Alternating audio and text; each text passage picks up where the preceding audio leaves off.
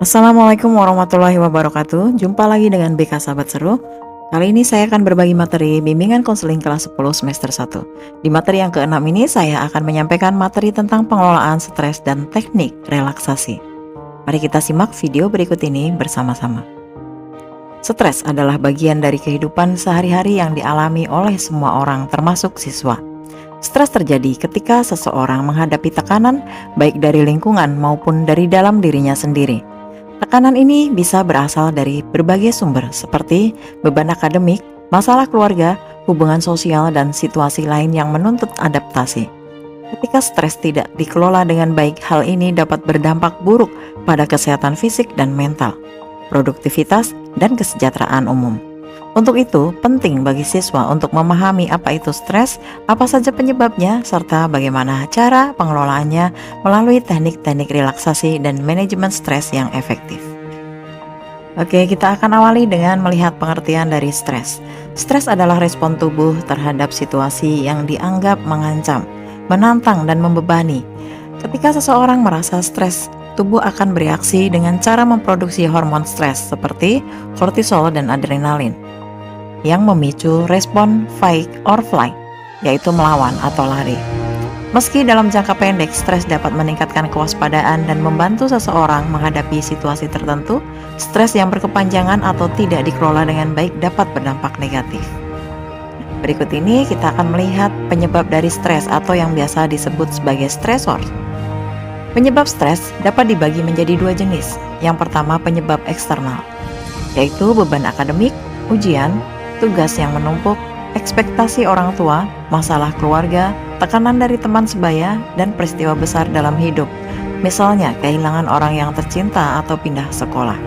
Kemudian yang kedua, penyebab internal, yaitu kecemasan yang berlebihan, perfeksionisme, pikiran negatif, ketidakmampuan mengelola waktu, dan harapan yang terlalu tinggi terhadap diri sendiri. Lalu apa saja tanda-tanda dari stres? Siswa yang mengalami stres sering menunjukkan tanda-tanda fisik, emosional, dan mental. Penting untuk mengenali tanda-tanda ini agar stres bisa dikelola dengan segera. Beberapa tanda umum stres antara lain yaitu dilihat dari fisik, terjadi ketegangan otot, kemudian sakit kepala, gangguan tidur, kelelahan, masalah pencernaan.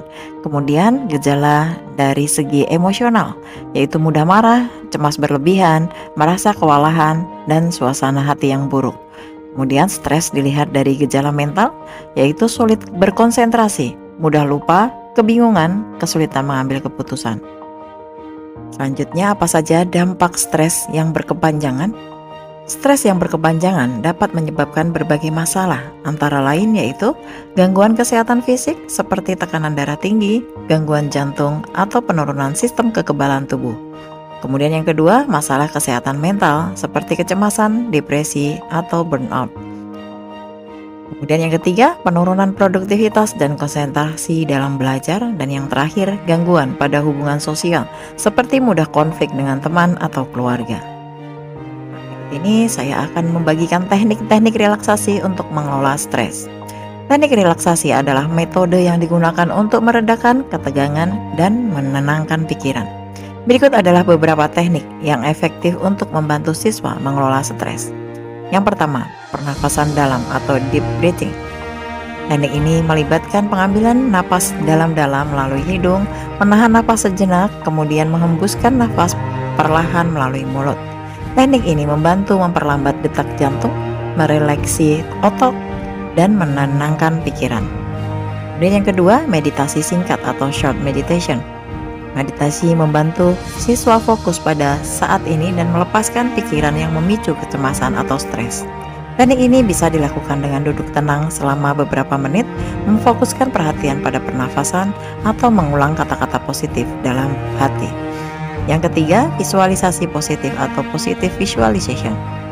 Teknik ini melibatkan membayangkan sesuatu yang damai dan menenangkan, seperti pantai, hutan, atau tempat lain yang membuat perasaan nyaman.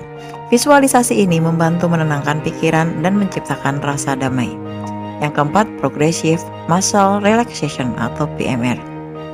Teknik ini melibatkan pengencangan dan kemudian melepaskan otot-otot tubuh secara sistematis, dimulai dari ujung kaki hingga kepala. Teknik ini efektif untuk meredakan ketegangan fisik yang sering muncul di berbagai gejala stres. Selanjutnya kita akan membahas strategi manajemen stres.